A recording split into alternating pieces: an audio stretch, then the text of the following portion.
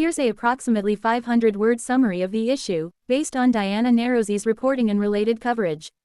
Donald Trump is pushing a 28-point peace plan for Ukraine that, according to insiders, would hand over virtually all of the Donbas region, including Luhansk and much of Donetsk, to Russia in exchange for US-led security guarantees. The proposal frames Ukrainian withdrawal as part of a demilitarized zone. Kyiv would pull back its troops, but Russian forces, theoretically, could not be stationed there.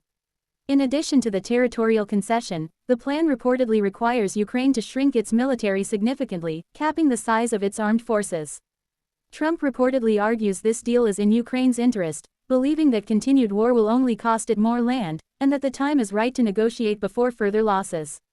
Part of Trump's rationale is that, under his proposal, Russia would formally rejoin global structures. For example, the plan suggests Russia should be readmitted to the G8, restoring some economic ties.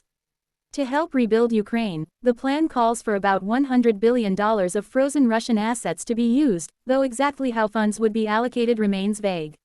One major element of the proposal is its re-recognition of contested regions. The U.S., under Trump's plan, would treat Crimea and Donbas as Russian, de facto, though Ukraine would not necessarily need to recognize them formally.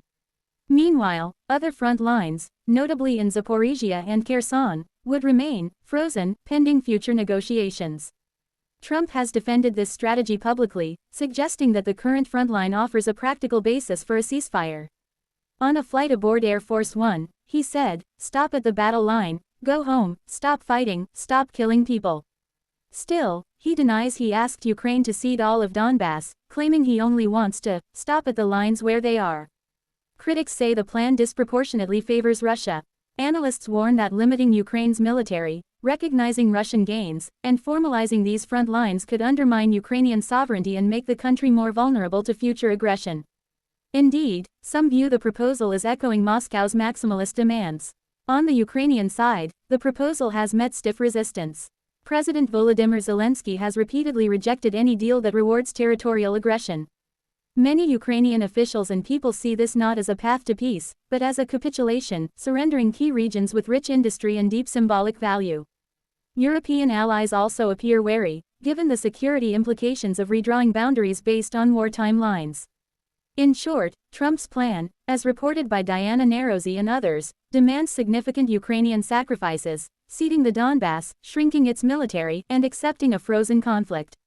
In return, Washington would pledge security guarantees and push for Russia's partial reintegration into international systems.